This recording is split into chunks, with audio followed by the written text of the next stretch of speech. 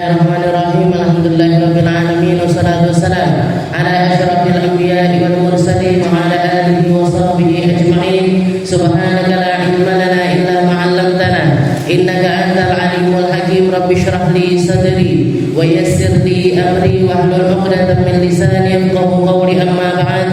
Alhamdulillah ala nikmatil Islam, alhamdulillah ala nikmatil iman wa kafa biha min ni'mah. Alhamdulillah, segala puji bagi Allah Subhanahu wa taala yang memberi kita nikmat Islam, iman, memberi kita nikmat sehat serta kesempatan untuk menjemput hidayahnya Allah taala, menjemput perkara-perkara baik yang Allah taala tuangkan di dalam Al-Qur'annya, menjemput perkara-perkara indah yang akan membuat diri kita semakin mengerti untuk berjalan di jalannya Allah Subhanahu wa taala. Allah Subhanahu wa taala mengatakan bahwasanya Al-Qur'an ini adalah sumbernya hidayah. Al-Qur'an ini adalah cahaya bagi kehidupan manusia. Al-Qur'an ini adalah roh dari hakikat rohnya manusia. Ketika kita mendekat kepada Al-Qur'an, maka semua hal ini akan datang kepada diri kita. Di dalam Al-Qur'an Allah taala mengatakan inna hadzal qur'ana yahdi lillati hiya aqwam. Sungguh Al-Qur'an ini akan membawa hidayah lillati hiya aqwam, untuk membuat manusia ini bisa berjalan lebih lurus, bisa mengerti jalan yang lurus, setelah itu istiqomah di dalam perkara tersebut. Di ayat yang lain Allah taala juga mengatakan ya ayuhan nas qad ja'akum burhanun min rabbikum wa anzalna ilaikum nuran mubina. Wahai para manusia, telah aku datangkan kepada kalian segala macam bukti, semua hal yang membuktikan tentang Allah taala, yang membuktikan tentang kebenaran risalahnya Nabi Muhammad sallallahu alaihi wasallam, semuanya telah Allah taala tuangkan di dalam Al-Qur'an. Qad ja'akum burhanun min rabbikum. Setelah itu wa anzalna ilaikum nuran mubina, dan telah aku turunkan bagi kalian cahaya yang begitu jelas. Para ulama mengatakan yang dimaksud dengan cahaya di sini adalah Al-Qur'an itu sendiri. Makanya Al-Qur'an ini akan menjadi penerang manusia di dunia, penerang juga bagi dia di alam akhirat. Akan menjadi lampu yang bisa dinyalakan di kuburan-kuburan mereka.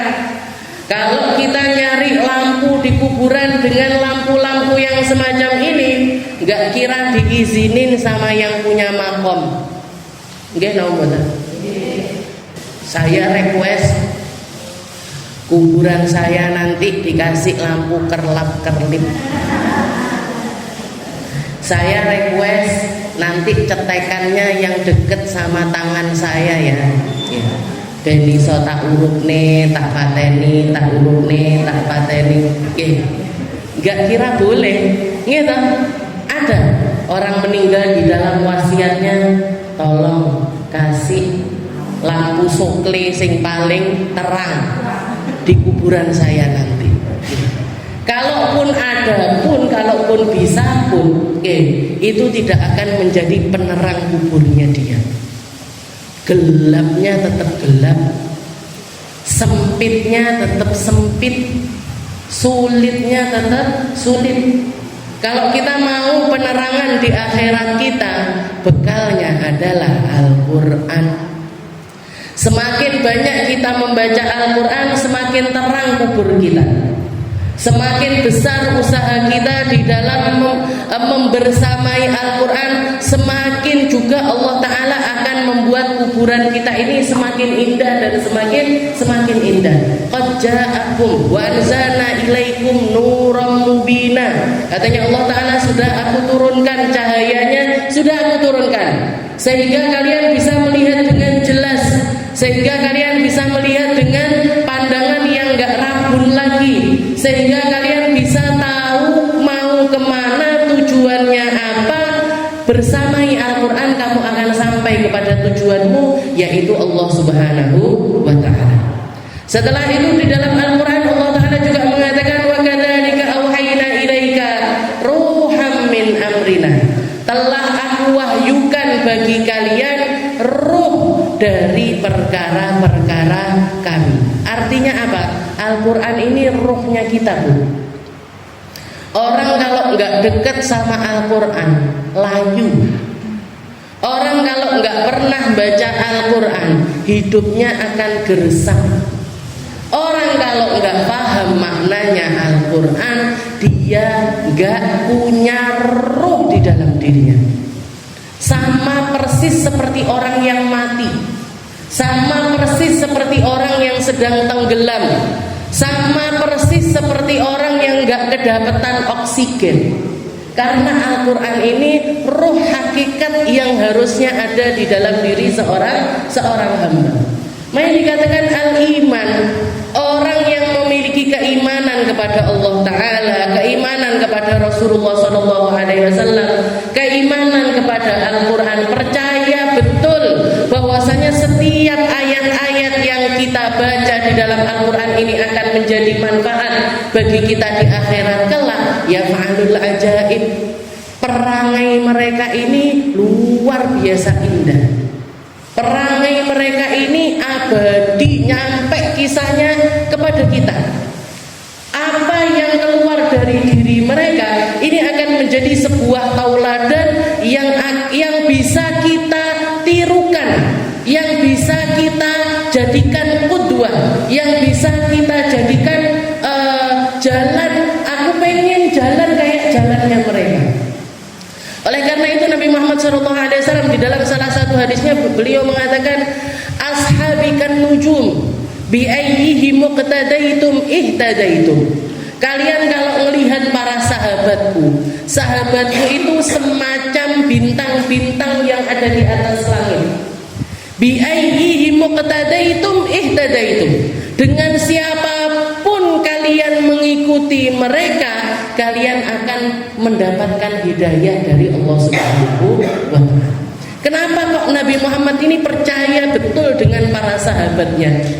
Kenapa Nabi Muhammad ini menjadikan tauladan yang bisa kalian tiru? Bukan cuma saya, gak harus semua yang keluar dari diri saya, gak semua yang saya ucapkan, saya lakukan, saya diamkan, hanya itu aja yang menjadi perlaku tolok ukur kalian di dalam mengikuti. Tapi kalian bisa mengikuti jalannya para sahabat-sahabatku yang laki-laki, kalian bisa mengikuti jalan hidupnya para sahabatku yang perempuan, kalian bisa mengikuti jalan hidupnya para sahabatku, bahkan yang masih kanak-kanak sekalipun.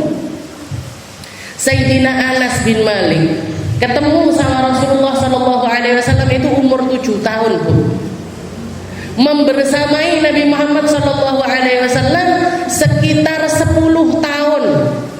Berarti Nabi Muhammad wafat usianya belum sampai 20 tahun. Usianya belum sampai 20 tahun, tapi apa yang dipelajari, apa yang diserap, apa yang didapat oleh Sayyidina Anas bin Malik jauh melebihi apa yang didapatkan oleh orang-orang yang usianya di atasnya Anas bin Malik. Sayyidina Anas bin Malik mengatakan, khadamtu Rasulullah SAW 10 sinin. Saya itu khidmah sama Nabi Muhammad itu 10 tahun. Ngambilkan sandalnya, nyepakne makannya, nyepakne air wudhu dan mandinya, nyiapkan kain penutup untuk nutupi ketika beliau sedang di kamar mandi dan lain sebagainya. Khadamtu Rasulullah SAW 10 sinin. Saya jadi pembantunya Nabi ini 10 tahun. Wa ma qala liqab, dan di masa 10 tahun tersebut Rasulullah sama sekali gak pernah marah sama aku, gak pernah ngomong ya Anas lima fa'alta dzaka, wahai Anas kenapa kamu kok gini, kenapa kamu kok gak begini, kenapa kamu tak suruh ke sana kok malah gak berangkat dan lain sebagainya. Sama sekali gak pernah hal yang semacam itu gak pernah sama sekali terucap dari lisannya Rasulullah SAW. Berbanding terbalik, sama orang-orang yang menganggap pembantu ini manusia-manusia di bawah mereka, karena merasa menggaji, karena merasa ngasih tempat tinggal, karena merasa ngasih makan. Seringkali orang itu bicara seenaknya. Masa panggah kasih nenang kudu piro tak warai. Lemari yang itu loh, sudah tak bilang kan suruh nyerbeti. Lantai yang sini kok belum dipel, belum disapu. Ayo Bu, yang kayak gini ini keluar sering apa enggak dari lisan kita? Segojangan saja. Wong pembantu saya itu dedel banget. Oke, pembantu saya itu diomongi nggak bisa. Pembantu saya itu dituturi angel. Ada satu orang datang kepada Nabi Muhammad SAW. Ya Rasul, berapa banyak ya Rasul kita itu harus memaafkan pembantu kita kalau melakukan kesalahan ini? Berapa kali ya Rasul? Dalam sehari ini berapa kali? Kita biar ada batasnya, karena kesabaran itu kan ada batasnya ya Rasul. Berapa banyak ini sehari ya Rasul? Saya harus memaafkan pembantu saya. Jawabannya Nabi Muhammad SAW, maafkan dia meskipun dia melakukan kesalahan yang sama dalam sehari 70 kali. Enek sing pembantu ini salah 70 kali sehari. Isa-isa perang. Oh terus Isa-isane perang. Terus no. Potong gaji ya, potong ini ya, potong itu ya. Ini akhlaknya Rasulullah SAW. Yang beliau berikan ilmu, yang beliau berikan tauladan, yang beliau berikan iman, yang beliau berikan adalah sesuatu yang sangat-sangat mulia, dan itu semuanya datang dari pendidikannya Allah Subhanahu wa Ta'ala. Nah, yang dikatakan Sayyidina Anas bin Malik ini berkah dari doanya Nabi, berkah dari tinggalnya beliau bersama Rasulullah SAW dalam kurun waktu 10 tahun. Itu beliau menjadi salah satu orang yang paling alim di negeri Madinah, menjadi orang yang paling kaya raya di negeri Madinah, menjadi orang yang paling banyak dzurriyyahnya. Dikatakan Rasulullah SAW ketika Ummu Sulaim, ibunya Sayyidina Anas bin Malik, mendatangi rumahnya Nabi Muhammad SAW, setelah itu mengatakan kepada Nabi, ya Rasul, hada Anas, ud'ulah. Ya Rasul, ini anak saya, putra saya, sekarang khidmah sama jenengan, doakan khusus buat dia ya Rasul, doakan yang baik-baik buat dia ya Rasul. Rasulullah mengangkat tangan sambil mengatakan, Allahumma barik lahu, Allahumma barik li Anas. Ya Allah, berkahilah untuk Anas bin Malik fi malihi wa umrihi wa ilmihi, di dalam umurnya dia, di dalam hartanya dia, di dalam ilmunya dia. Didoain sama Nabi untuk berkah. Jadilah Sayyidina Anas bin Malik ini bahkan wafat di usia 103 tahun. Umurnya 103 tahun ketika wafat. Beliau dikasih sama Allah Ta'ala keturunan yang sangat banyak, sampai ketika Sayyidina Anas masih hidup dihitung anak cucunya. Anak cucu cicit ini dihitung ada lebih dari 100 orang. Setelah itu dikatakan beliau menjadi rujukannya orang-orang untuk bertanya, bahkan sampai di usia tuanya. Bahkan sampai di usia tuanya. Katanya Sayyidina Anas bin Malik, beliau mendapati satu masa di mana orang-orang berdebat tentang sesuatu, berdebat tentang hal-hal yang mereka perdebatkan seperti orang zaman sekarang. Ayat Al-Quran diperdebatkan, hadisnya Nabi diperdebatkan, iki asline kunut apa ora, iki asline sing bid'ah endi, sing gak bid'ah endi. Seperti itu kan. Orang ketika beragama itu akan banyak perdebatan-perdebatan yang terjadi. Katanya Sayyidina Anas bin Malik, saya sampai enggak mengira saya nyampe di usia di mana ada orang-orang yang berdebat tentang telaga Kautsarnya Nabi Muhammad sallallahu alaihi wasallam. Padahal saya mengalami masa di mana baik laki-laki ataupun perempuan, bahkan anak kecil sekalipun, kecuali setelah sholat mereka minta sama Allah Ta'ala untuk menjadi bagian dari mereka-mereka yang meminum langsung dari telaga Kautsarnya Nabi Muhammad SAW. Termasuk doa yang kita minta setiap mau ngaji itu, Bu. Allahumma inna nas'aluka al-ilman ladunni wal mashrabas safil hani. Ya Allah, saya minta ilmu yang datang dari jenengan ya Allah. Karena ilmu ini datangnya bukan dari ustazah. Ilmu ini datangnya bukan dari kita. Ilmu yang sebenar-benarnya ilmu itu datangnya dari Allah. Yang bisa merubah jenengan Allah, yang bisa masukkan hidayah ke dalam diri jenengan Allah, yang bisa menghidupkan roh yang sebenarnya di dalam diri kita hanya Allah. Makanya setiap mau ngaji kita minta Allahumma inna nas'alukal ilmal ladunni. Datangnya saya ke sini cuman perantara saya jemput ya Allah.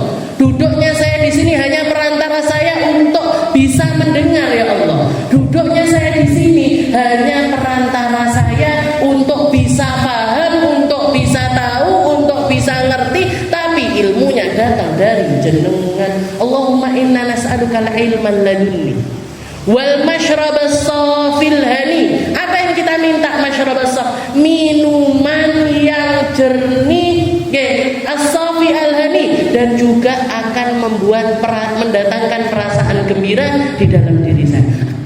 Apa yang dimaksud minuman tersebut? Air dari telaganya Nabi Muhammad SAW. Yang dikatakan sama Nabi Muhammad SAW, isbiru hatta talqauni indal hud. Katanya Nabi Muhammad, kalau kalian merasa kesulitan, yang sabar. Kalau kalian merasa capek, yang sabar. Kalau kalian merasa jenuh, yang sabar. Nanti ada masanya kita akan bertemu bersama-sama indal haud, di samping telagaku. Orang-orang yang akan mendapatkan perlakuan khusus akan minum langsung dari tangannya Nabi Muhammad SAW. Mereka-mereka yang memilih untuk hidup membersamai, mengikuti jalan hidupnya Sayyidina Abu Bakar akan minum dari tangannya Sayyidina Abu Bakar. Pemimpin-pemimpin yang adil, yang menjadi pemimpin murni jalan jihadnya dia menuju Allah Subhanahu wa Ta'ala, akan minum dari tangannya Sayyidina Umar bin Khattab. Perempuan-perempuan yang menjadikan Sayyidah Khadijah panutannya, Sayyidah Fatimah panutannya, Sayyidah Aisyah, Sayyidah Asia, dan perempuan-perempuan solihah lainnya untuk menjadi pegangan di dalam menghadapi setiap cobaan hidupnya, akan minum dari tangan-tangan mereka. Ini yang katanya Sayyidina Anas bilang, saya dikasih panjang umur sama Allah Ta'ala sampai nemuin orang-orang yang melakukan perdebatan tentang telaganya Nabi Muhammad SAW. Padahal di zaman Nabi semua orang minta sama Allah Ta'ala menjadikan ini doa mereka, menjadikan ini pengharapan mereka, diizinkan minum dari telaganya Rasulullah SAW. Jadi iman itu sesuatu yang nggak bisa nggak kelihatan. Iman itu sesuatu yang nggak terlihat, tapi akan sangat terasa, dan buah dari keimanan itu seringkali ya fa'alul ajaib, seringkali akan mendobrak lumrahnya kehidupannya manusia, akan menjadikan seseorang ini aneh, memang akan menjadikan seseorang ini gak seperti mayoritas orang hidup di zaman tersebut. Tapi iman ini yang akan abadi kita persembahkan sampai kepada Allah Ta'ala, dan akan menyampaikan kita ke dalam surganya Allah. Jadi ojo sampai mati ndak bawa iman, ojo sampai. Jangan sampai kita meninggal tapi iman ini gak ada di dalam diri kita. Yang perlu kita lakukan adalah terus belajar. Setelah itu diistiqomahi, setelah itu diusahakan agar iman ini selalu naik. Kalaupun turun, tidak sampai jeblok banget. Al-iman yazid wa yanqus. Para ulama mengatakan iman ini memang kadang naik turun. Semangat pasar milad, semangat semangat dilakoni, bolak-balik teko omahe ngendi, mara Tulungagung, balik neh teko ngendi, mara Tulungagung, semangat. Tapi wis der acarane wis bar, ya wis ngene wis. Al-iman yazid wa yanqus. Kita lanjutkan pembahasan kita di dalam surat Al-Infitar. Ila an qala Allah Ta'ala fi kitabil aziz, a'udzu billahi minasyaitonir rajim.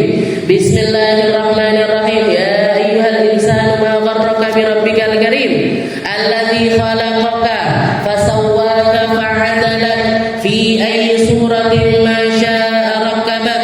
Kita sudah menyelesaikan tentang ayat yang mengatakan bahwasanya ya ayyuhal insanu ma gharraka bi rabbikal karim, wahai manusia, apa yang membuat kamu itu tertipu dari Allah Subhanahu wa taala? Apa yang membuat kamu itu tertipu sehingga kamu enggak beriman kepada Allah, sehingga kamu enggan untuk beramal soleh, sehingga kamu memilih untuk bermaksiat, sehingga kamu memilih untuk lalai, sehingga kamu memilih untuk menikmati kenikmatan sementara di dunia sambil mengesampingkan hal-hal yang menjadi tawaran-tawarannya Allah Ta'ala di akhirat kelak. Ma gharraka bi rabbikal karim.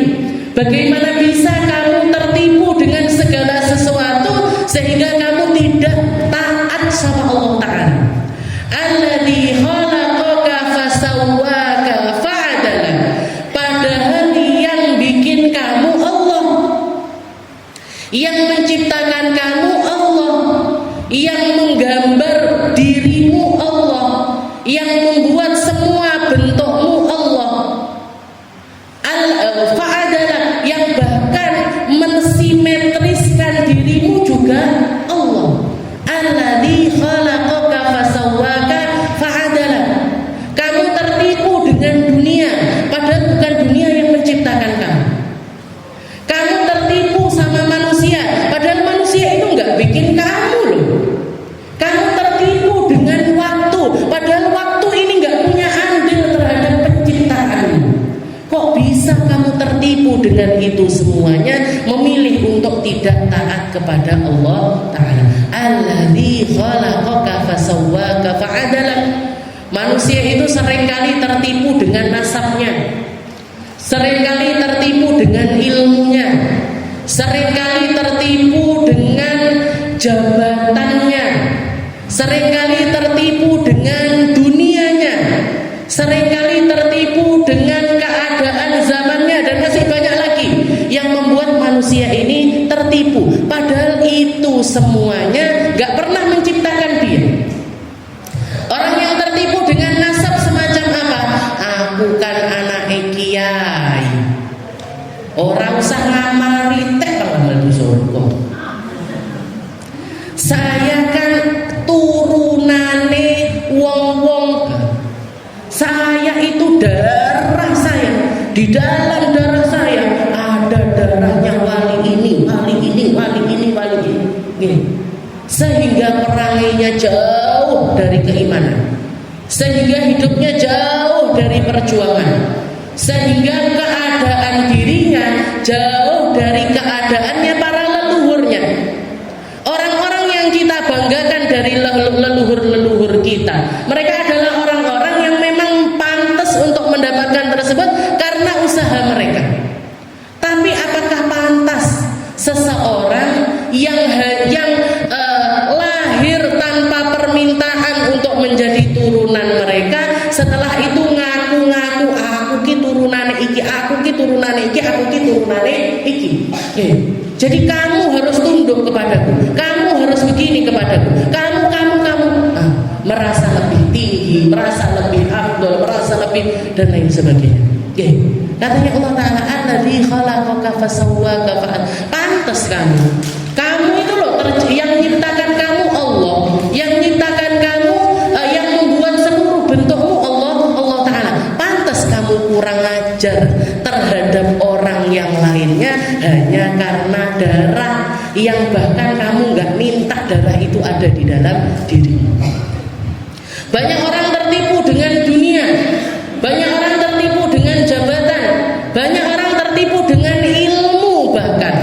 sudah merasa punya ilmu, sudah merasa bisa ngajar, sudah merasa banyak membawa pengaruh kepada orang lain, semena-mena apa yang dia ucapkan. Kabeh, misalkan saya jadi orang yang semacam itu misalkan, tapi jangan doakan jangan sampai yang datang majelis azhar siji-siji kudu ngleboni tasku 100.000 minimal. Kenapa? Kalau enggak saya nggak mau ngajar lagi. Kalau enggak saya nggak mau pergi ke sini lagi. Kalau enggak saya begini ngancam. Karena apa? Karena merasa punya ilmu.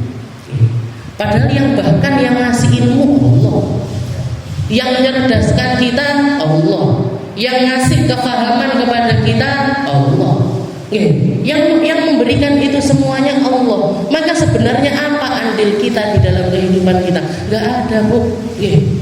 Maka ketika Allah Ta'ala nyuruh kita taat, ati'ullah wa ati'ur rasul, ati'ullah, itu sesuatu yang sangat lumrah sekali keluar dari perintahnya Allah Ta'ala.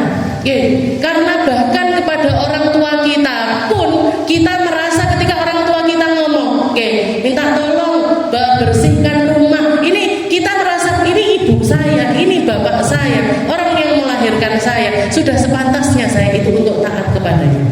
Sudah sepantasnya saya itu untuk menyenangkan mereka.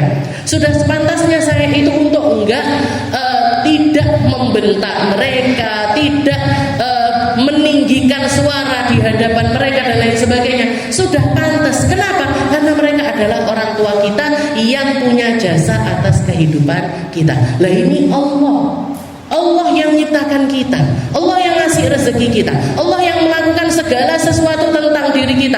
Apa yang Allah Ta'ala ambil dengan mudahnya akan Allah Ta'ala ambil. Apa yang Allah Ta'ala kasih, Allah Ta'ala memberikannya kepada siapapun yang Allah Ta'ala inginkan. Terus ketika Allah Ta'ala bilang ati'ullah, sing taat neng dunya iki sing taat.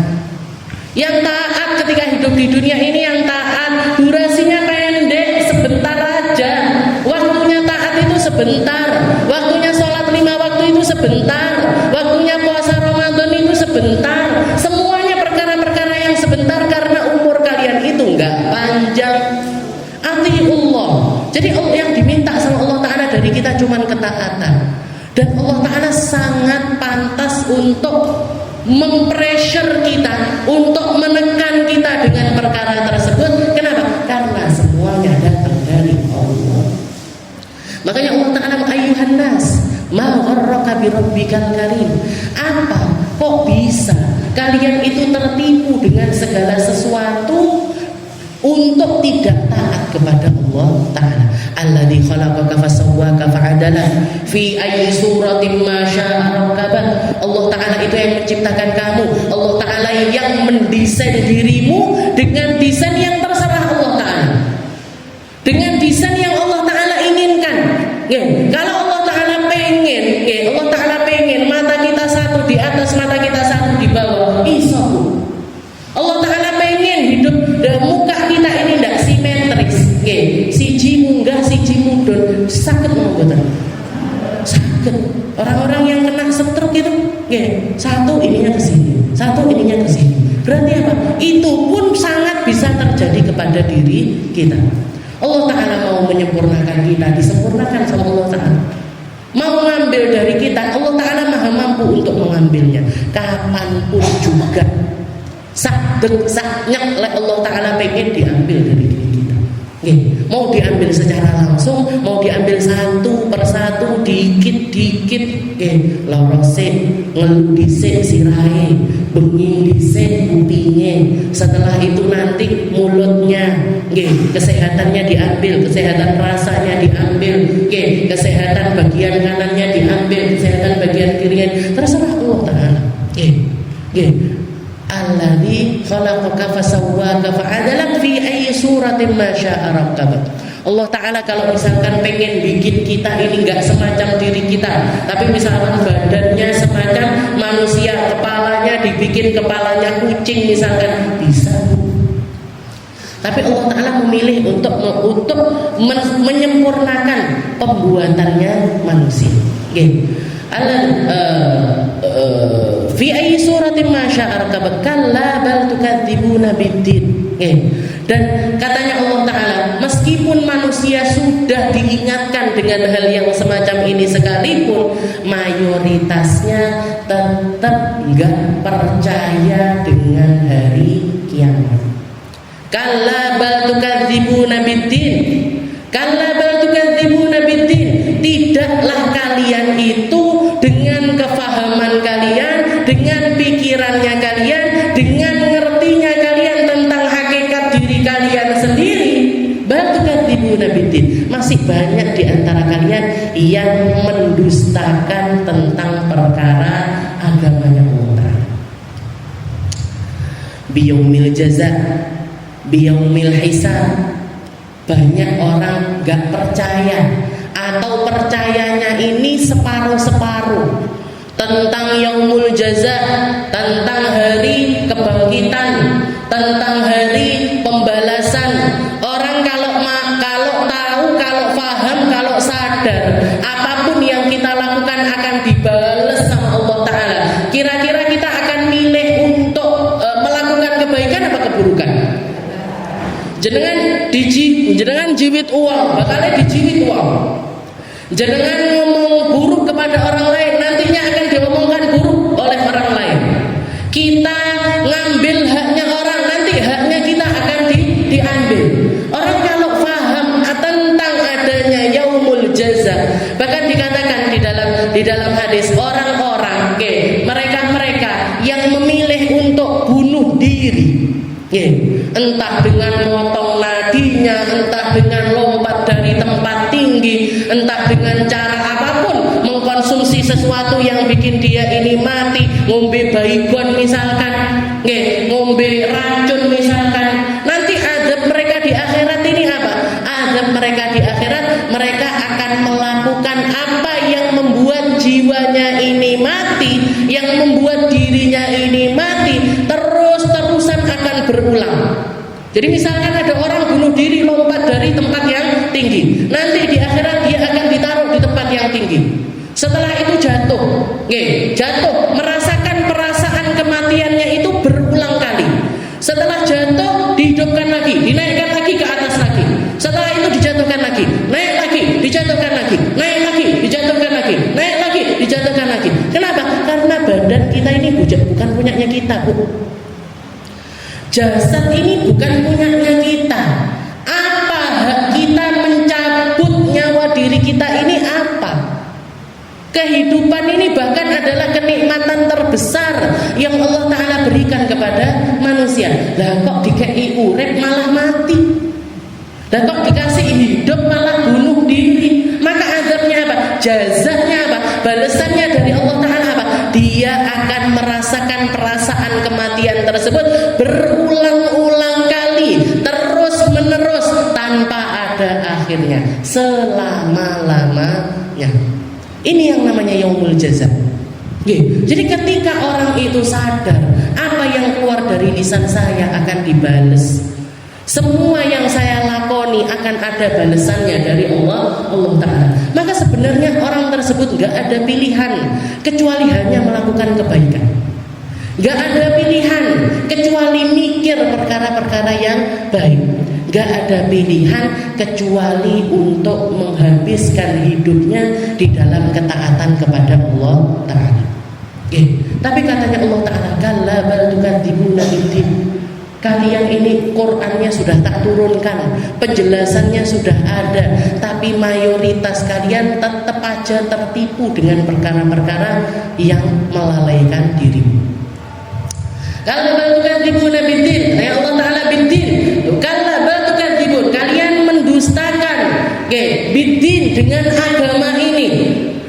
Para ulama mengatakan tafsiran awalnya adalah yaumul hisab, yaumul jaza. Yang dimaksud dengan agama di sini adalah hari akhirat. Tentang keadaan hari akhirat. Sebagian lagi mengatakan yang dimaksud dengan kalian mendustakan perkara-perkara agama, tukadzibuna bihadyi Muhammad sallallahu alaihi wasallam. Kalian memilih untuk mendustakan apa-apa yang datang dari Nabi Muhammad sallallahu alaihi wasallam. Atiullah wa atiur rasul.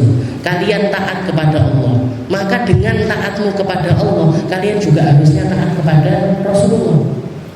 Banyak di antara kita memilih taat kepada sesuatu yang lainnya ketimbang taat sama Nabi Muhammad sallallahu alaihi wasallam. Kita tidak menjadikan Nabi Muhammad itu sebagai penentu dari setiap permasalahan kehidupan kita. Awake dhewe milih nyari cara yang lain ketimbang caranya Nabi. Kita memilih untuk jalan di jalan lain ketimbang jalannya Nabi. Ketika kita lebih memilih untuk ngambil ilmu dari orang lain ketimbang ilmunya Nabi Muhammad sallallahu alaihi wasallam. Padahal agama yang dibawa Nabi ini, agama yang dibawa sama Rasulullah SAW ini adalah agama yang bahkan persaksiannya disaksikan oleh para malaikat, oleh para jin, oleh para hewan-hewan sekali. Di zaman Nabi Muhammad SAW pernah ada kejadian di mana Nabi Muhammad ini jalan ketemu sama Arabi, ketemu sama orang dari dusun, ketemu sama orang yang datangnya dari gunung. Orang gunung ini tadi baru selesai yasuddud, berburu biawak. Biawak Arab itu dulu di sana dimakan. Ya, jadi banyak orang berburu biawak. Orang Arab ini tadi berburu biawak. Setelah itu ketika papasan sama Nabi Muhammad SAW seperti kebiasaannya Nabi. Nabi Muhammad itu enggak ketemu siapapun kecuali didakwai, enggak ketemu siapapun kecuali diajak kepada agamanya Allah Ta'ala. Katanya Nabi Muhammad SAW, ya Arabi, ala antu'min, apa kamu enggak pengen beriman kepadaku? Karena Rasulullah tahu dia sudah mendengar tentang berita Islam ini dari mana-mana. Ala antu'min, apa kamu enggak pengen beriman wahai Arabi? Orang Arabi ini tadi karena di dalam dirinya masih ada hijab, masih ada hal-hal yang ini tadi yaqurruhu anillah, ada banyak hal yang membuat dia tertipu dari Allah Ta'ala. Dia mendengar perkataannya orang-orang kafir, kemakan omongannya orang-orang kafir, kemakan omongannya orang-orang yang mendustakan Nabi Muhammad SAW. Maka laki-laki tersebut sambil istihza, sambil mengejek kepada Nabi, dia mengatakan, wahai Muhammad, uminu bika, saya akan beriman kepadamu hatta tu'min hadzal, sampai biawak yang barusan tak cekel iki mang beriman kepadamu. Saya mau beriman kalau biawak ini beriman juga kepada diri. Ini kan ngece Nabi Muhammad SAW. Maka Rasulullah ganti. Yang pertamanya ngomong sama orang Badui tersebut, langsung ngomong sama biawak tersebut. Katanya Nabi Muhammad, ayyuhad-dhab, dipanggil sama Nabi, ayyuhad-dhab, wahai biawak. Maka dikatakan biawak itu langsung yantik bilisanin fasih, langsung bicara dengan lisan yang sangat fasih, yang didengar oleh orang Badui tersebut dan didengar oleh semua orang yang menyaksikan kejadian tersebut. Ngomong dia, apa yang dia ucapkan? Labbaika wa sa'daika ya Rasulullah. Kalau kita istilahnya assalamualaikum, jawabannya waalaikumsalam. Kalau wong Jawa diceluk usada dalem. Gitu. Nah, ini kalau bahasa Arab jawabannya adalah labbaika wa sa'daik. Dipanggil sama Nabi, dia balas ucapannya Nabi, labbaika wa sa'daik ya Rasul. Setelah itu Rasulullah mengatakan kepada biawak tersebut, ayyuhad-dhab, ma ta'bud, mada ta'bud, wahai biawak, kamu itu beribadahnya kepada siapa? Kamu itu hambanya siapa? Kamu itu ibadahmu sama siapa wahai biawak? Maka kata biawak tersebut, a'budullah alladzi fis samai 'arsy. Saya beriman kepada Allah Ta'ala yang arsy-Nya di atas langit sana. Wa fil ardi sultanuh, dan kekuasaannya disaksikan oleh semua yang Wa fil bahri sabiluh, dan aku beriman kepada Allah Ta'ala juga yang menjadikan jalan-jalan itu bahkan bisa ada di atas lautan sana. Wa fil jannati rahmatu wa fin nari adabu, dan saya juga beriman kepada Allah Ta'ala yang menjadikan rahmat terbesarnya itu bentuknya adalah surga, dan azab terpedihnya itu bentuknya adalah neraka. Ini yang ngomong biawak, ngomong sepanjang ini dengan lisan yang fasih. Setelah itu Rasulullah mengatakan lagi, ayyuhal dhab, man ana, wahai biawak, kalau saya ini siapa wahai biawak? Maka biawak tersebut mengatakan, anta Rasulullah wa rahmatullahu alal alamin, kamu adalah utusannya Allah, rahmat terbesarnya Allah Ta'ala yang diturunkan di seluruh alam semesta. Wa khataman nabiyyin, kamu adalah pamungkasnya para nabi-nabinya Allah.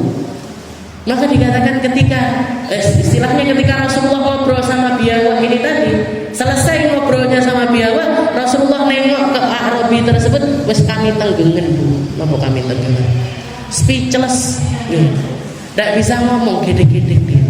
Maka enggak keluar dari tempat tersebut, enggak selesai dari omongan tersebut kecuali dia mengatakan asyhadu an la ilaha illallah wa annaka rasulullah. Saya bersaksi tidak ada Tuhan selain Allah dan kamu adalah utusan Allah. Kalla bal tukadzibuna biddin. Nabinya sudah sejelas ini. Keimanan kita kepada nabi ini harusnya juga sejelas ini. Ikrarnya kita terhadap ketundukan kita kepada nabi harusnya juga sejelas ini. Semua yang dibawa sama Nabi Muhammad SAW semuanya jelas, gak ada yang perlu diragukan, gak ada yang perlu dikoreksi. Tapi sebagian dari kita memilih untuk tidak seperti itu, gak menjadikan Nabi Muhammad ini untuk menjadi jalan kehidupan kita. Jadi salah satu makna dari orang-orang yang mendustakan tentang perkara agama adalah mereka-mereka yang tidak menjadikan Nabi Muhammad bagian di dalam kehidupan. Bagian dari kehidupan ini seperti apa? Kita makan caranya Nabi, kita minum caranya Nabi, keluar rumah caranya Nabi, ngobrol caranya Nabi, ngomong caranya Nabi, menentukan sikap caranya Nabi, menentukan apa yang pengen kita tentukan di dalam kehidupan kita caranya Nabi, caranya Rasulullah SAW. Kalau kayak gini kira-kira Rasulullah seneng apa enggak ya? Jenengan bikin acara mantenan, kira-kira yang bikin Rasulullah seneng ini yang saya bikin mantenan model apa ya? Kalau jenengan berpakaian, kira-kira yang bikin Nabi Muhammad seneng ini pakaian yang model apa ya? Kalau lagi nyekolahkan anak, kira-kira Rasulullah paling seneng kalau saya nyekolahkan anak saya di sekolahan yang mana ya? Kan banyak orang yang dipilih duduk kui di sini gitu. Biaya cukup apa enggak ya? Mau nyekolahkan anak di sekolahan Islam yang les utamanya duwe apa ndak aku nyekolahne anak di sekolah Islam. Padahal kalau tentang rezeki, jenengan itu punya rezeki, anaknya jenengan punya rezekinya sendiri Bu. Bahkan para ulama mengatakan kalau anak-anak kita itu serius di dalam belajarnya mereka tentang perkara agama, Allah Ta'ala akan mengucurkan rezekinya kepada kita di luar apa yang kita prediksi. Ini saya baru paham. Saya baru paham ini setelah dapat kisah-kisah dari semua orang-orang yang saya temui anak-anaknya masuk ke pesantren. Termasuk diantaranya abah saya sendiri. Abah saya itu nggak pernah ngira Bu punya toko banyak, nggak pernah ngira.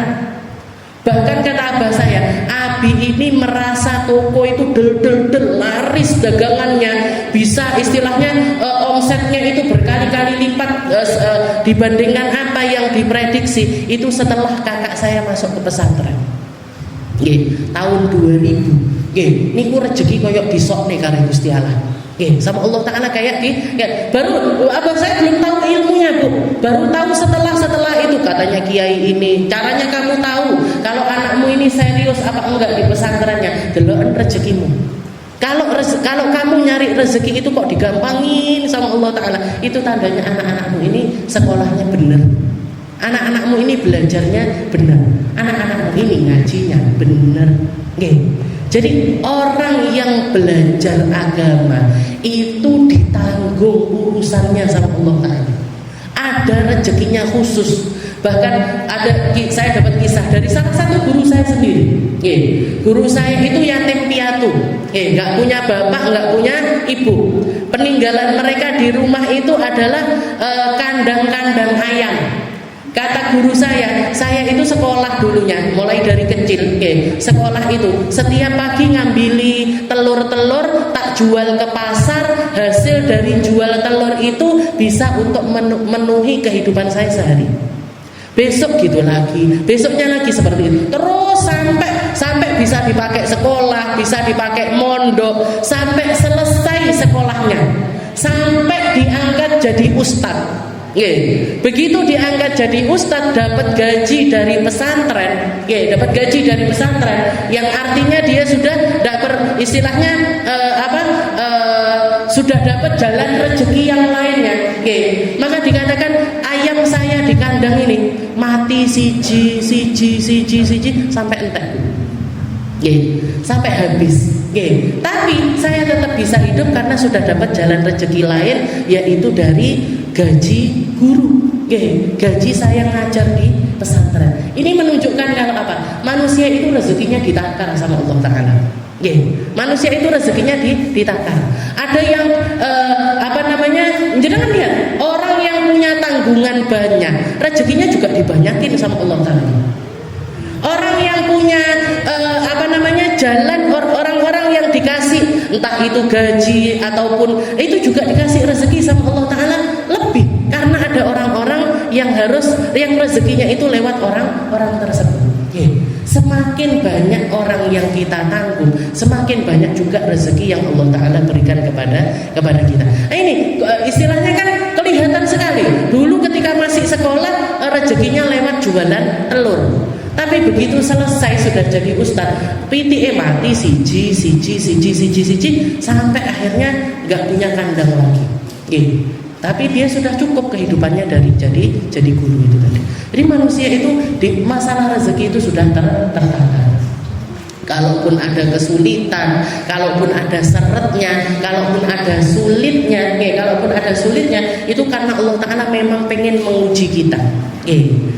Anashkur am nakfur, kita tetap bisa bersyukur sama Allah Ta'ala atau kufur terhadap nikmatnya Allah Ta'ala, atau anasbir amla nasbir, kita tetap bisa bersabar atas ujiannya Allah Ta'ala atau memilih untuk tidak bersabar. Kalla bal tukadzibuna biddin wa inna 'alaikum lahafidhin kiraman katibin ya'lamuna ma taf'alun. Setelah itu Allah Ta'ala mengisahkan juga bahwasanya setiap dari kita ini punya malaikat hafadhun. Kalla bal tukadzibuna biddin wa inna 'alaikum lahafidhin. Kita ini adalah makhluknya Allah Ta'ala yang juga disiapkan membersamai kita masing-masing malaikat-malaikat penjaga diri kita. Kalla bal tukadzibuna biddin wa inna 'alaikum lahafidhin kiraman katibin. Mereka adalah makhluk-makhluk mulianya Allah Ta'ala dan tugasnya mereka adalah menulis setiap apa yang terjadi di dalam kehidupan kita. Ya'lamuna ma taf'alun, mereka tahu persis apa yang kita lakukan. Kenapa Allah Ta'ala memberikan malaikat-malaikat tersebut untuk kita? Karena keperluan yaumul jaza. Karena kita nanti akan dimintai pertanggungjawaban segalanya di akhirat nanti. Maka selain persaksian ini datang dari tempat kita, datang dari waktu kita, datang dari tanah yang kita pijak, Allah Ta'ala juga memberikan persaksian lewat malaikat-malaikat yang selalu membersamai kita.